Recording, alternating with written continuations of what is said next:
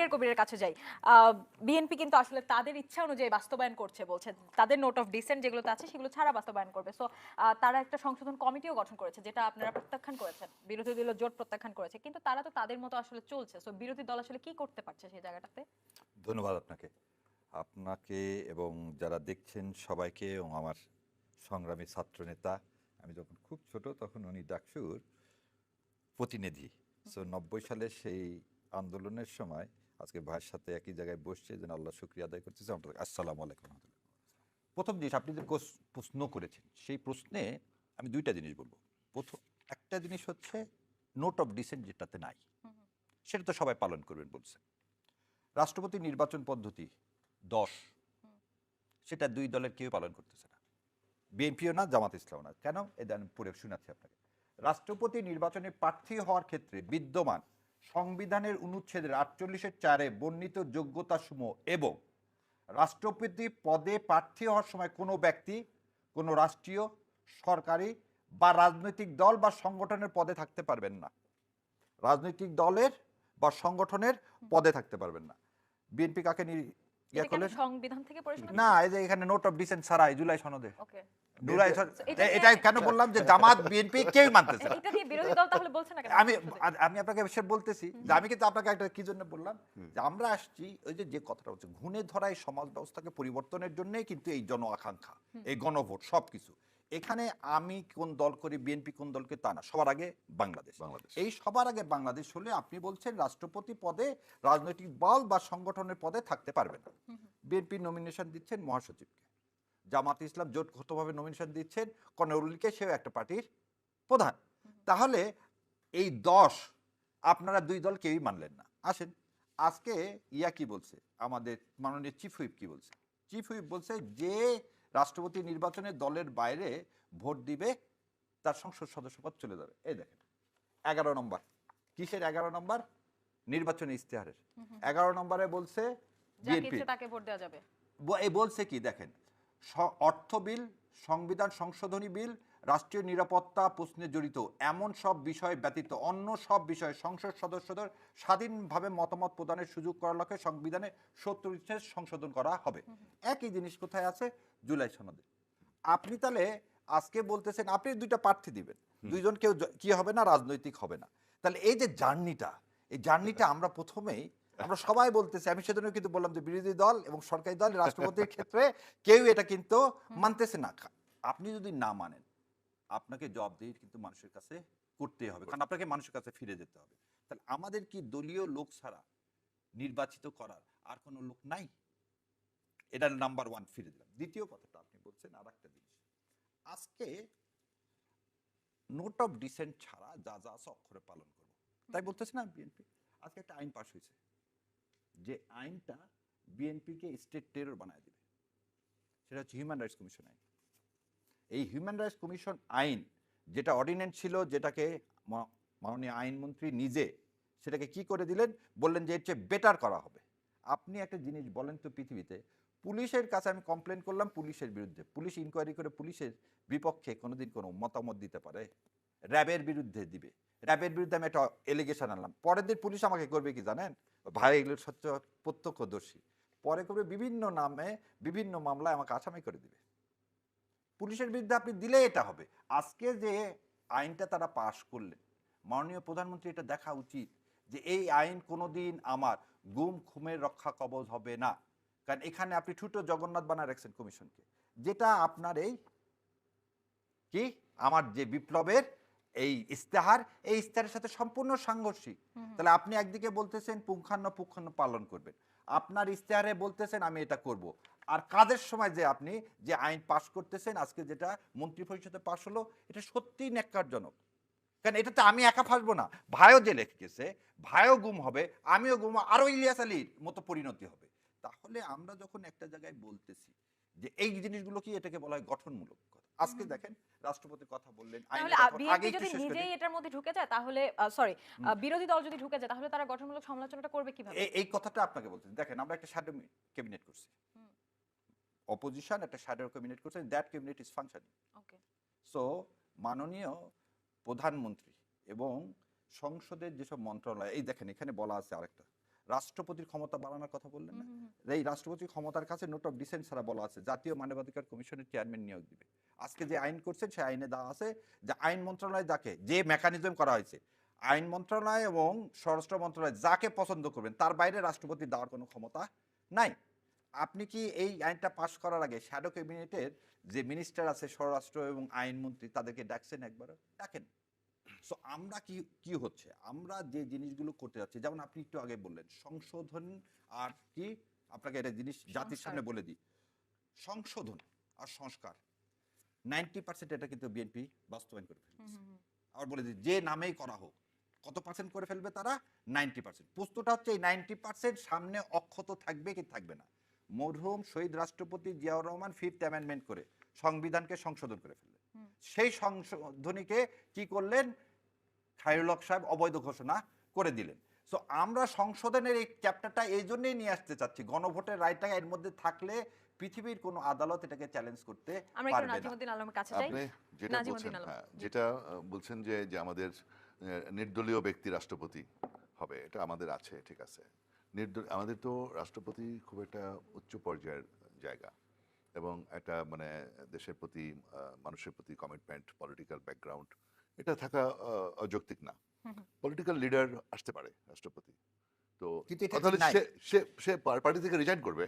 কিন্তু সেটা তো যেমন করেন দেখেন, যেমন হ্যাঁ করে যদি আপনি না, এখন নমিনেশন তো- পেপার না এখন- নমিনেশন পেপার তো কালেকশন হয়ে গেল। কালেকশন হোক। এখানে বলা আছে পদে থাকতে পারবেন না যেদিন আপনি কালেকশন করবেন। না, কালেকশনের দিন তো আপনি আছেন। নমিনেশন পেপার জমা হয় নাই। হ্যাঁ হয়নি।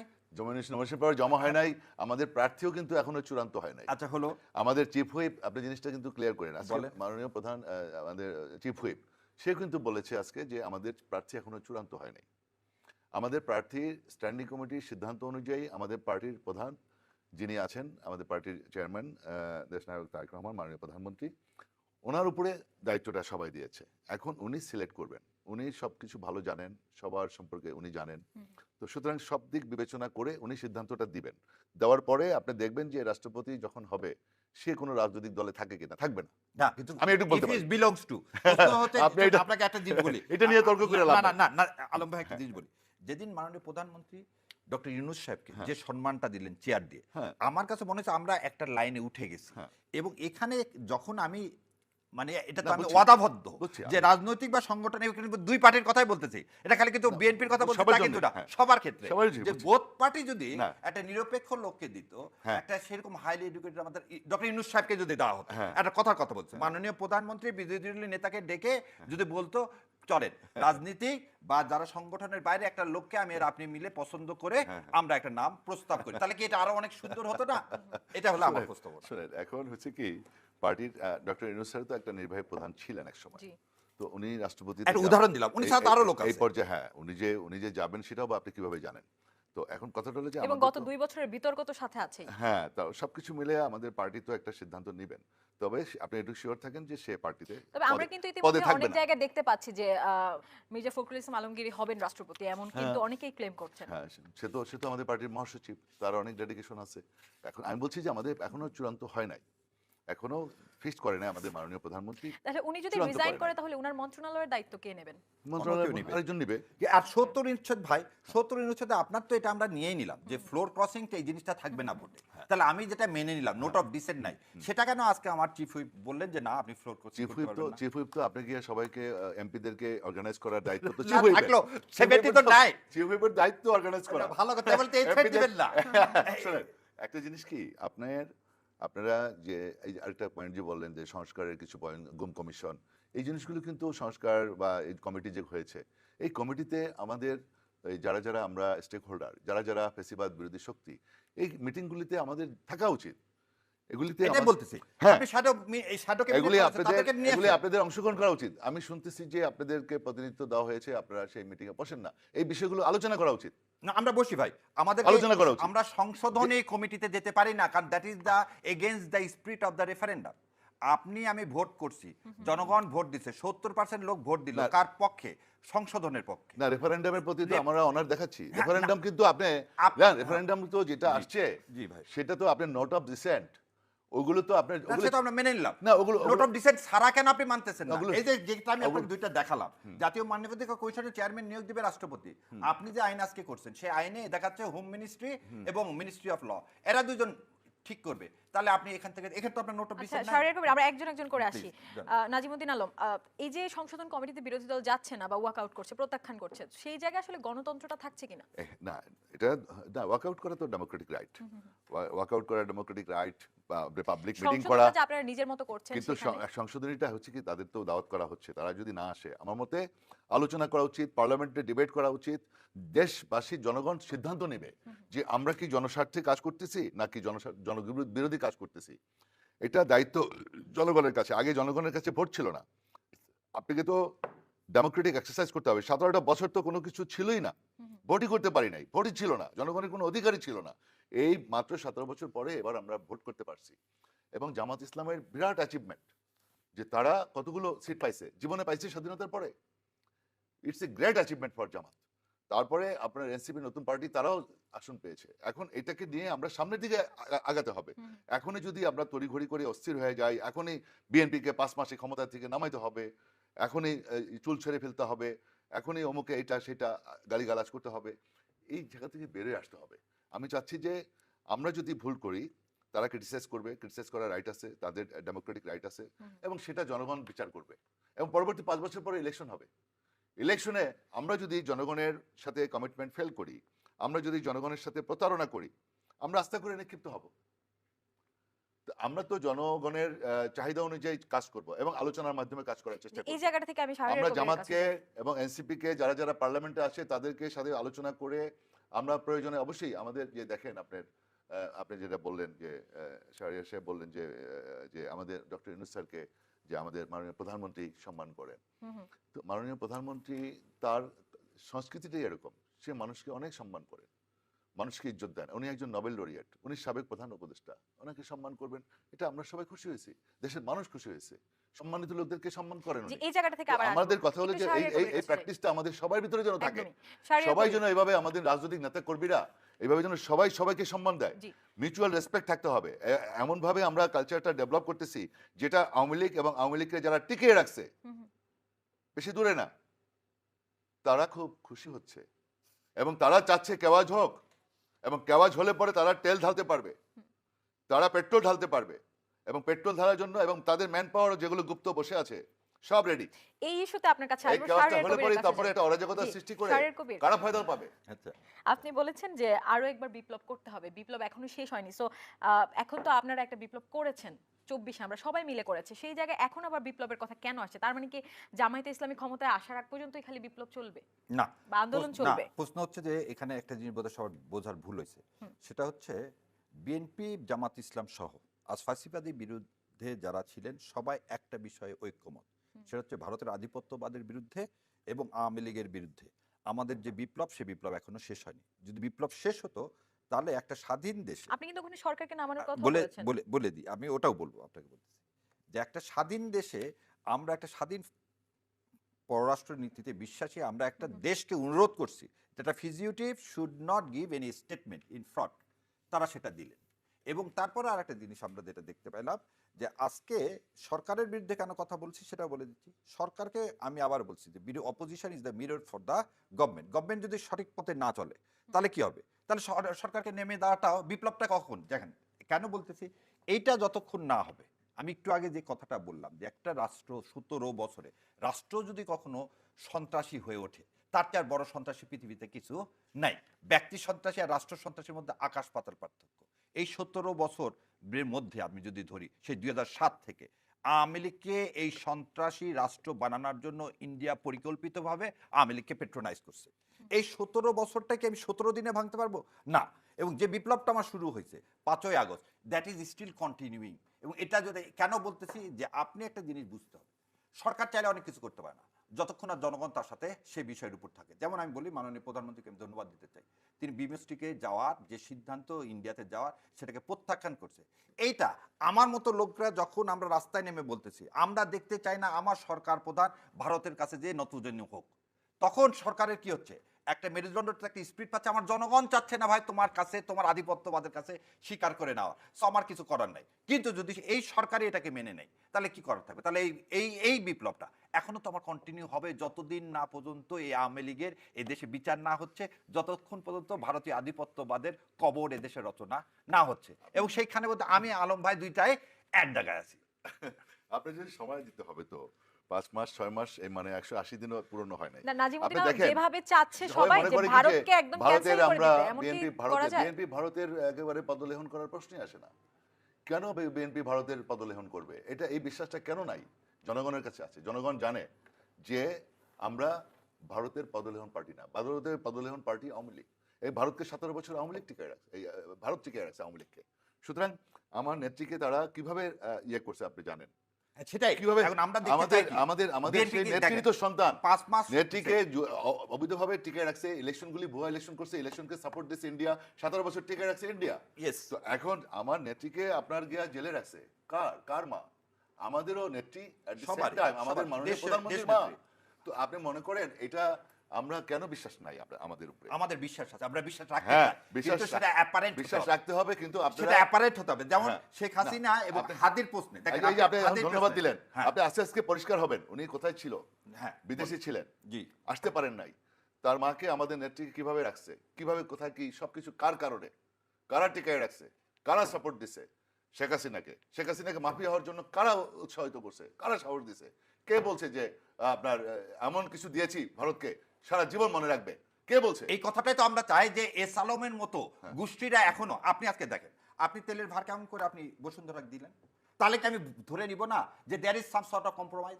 যারা গত ফ্যাসিস্ট সরকারকে, আপনার মাননীয় প্রধানমন্ত্রীকে দেশে নিয়ে এসে মৃত্যু দাবি জানাইছে যারা, তাদের হাতে কি আমি এটা জ্বালানি কি খাত এখনো ছেড়ে দিব? ফাইনাল হয়েছে?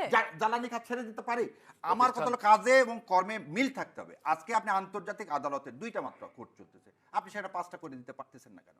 আজকে অ্যাপিলেট ডিভিশন মাত্র 4 জন জাজ দিয়ে চলতেছে, আপনি জাজেস অ্যাপয়েন্টমেন্টটা বাতিল করে দিন। এগুলো কিন্তু কেন সমালোচনা করা হচ্ছে? যাতে আমরা একটা ওই ফ্যাসিজম যাতে ফিরে আসতে না পারে।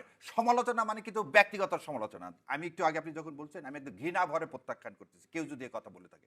শহীদ রাষ্ট্রপতি জিয়াউর রহমান বাংলাদেশের মানুষকে, আমি সবসময় বলছি, আমাদের বিজয় দিবস হওয়া উচিত হচ্ছে 7ই নভেম্বর। কারণ এদেশে যদি কোনোদিন বিজয় রচনা হয়ে থাকে সেটা হচ্ছে শহীদ রাষ্ট্রপতি জিয়াউর রহমানের হাত দিয়ে। কারণ তার আগে আপনি একটা করদ রাষ্ট্র ছিলেন, 16ই ডিসেম্বর ছিল আমার পরাজয়ের শুরু। এই কথাগুলো কেন বলছি? একটা জিনিস দেখেন, শহীদ রাষ্ট্রপতি জিয়াউর রহমান অনেকে ভুলে গেছে। শহীদ রাষ্ট্রপতি জিয়াউর রহমান সেদিন বার্মাকে কি বলছিল? তুমি রোহিঙ্গাকে পাঠাবো আমার এখানে, আমি রোহিঙ্গাকে ট্রেন করে তোমার ওখানে পাঠিয়ে দেবো। এই জিনিসটা ছিল না বলে তো আজকে আমার দেশের কি অবস্থা হচ্ছে। আপনাকে তো কিন্তু এই দায়িত্বটা শারীরিক নিতে আমি- হবে, আমি ইউ শুড কন্ট্রোল। একটু, যারা এই জিনিসটা নাজিমুদ্দিন করতেছে, আলম, আপনার গিয়ে জিয়াউর রহমান সম্পর্কে, আপনারা কিন্তু আমাদের তারেক নিজেরাই রহমান আলোচনা সম্পর্কে, করছেন। মাননীয় প্রধানমন্ত্রী, এদের সম্পর্কে যে উল্টাপাল্টা কথাবার্তা বলে, এতে হয় কি এদের তো অনেক ফলোয়ার্স, তখন একটা অ্যাবনর্মাল সিচুয়েশন ক্রিয়েট হয় ভাই। এই ফলোয়ার্স গুলো আপনি দেখবেন সব আওয়ামী লীগের।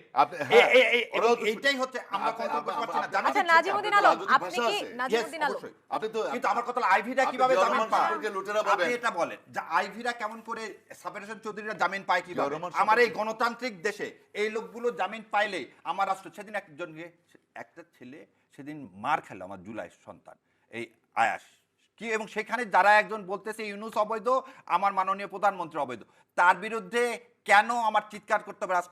রাষ্ট্র সরাসরি তো আগে কেন ব্যবস্থা সরকার, নেবে? আপনি একটু আমার প্রশ্নে থাকেন। আচ্ছা, মানে আচ্ছা। আজকে তো আমার মনে হচ্ছে আমি এখানে শুধু শুধুই বসেছি। না, Nazimuddin Alam, sorry, please, sorry. আমরা আমরা একটা দুই ভাই একজন গল্প করে করে আলোচনা আলোচনা করি, করতেছি। না হলে গল্পই হয়ে যাচ্ছে, আসলে টক শো হচ্ছে না।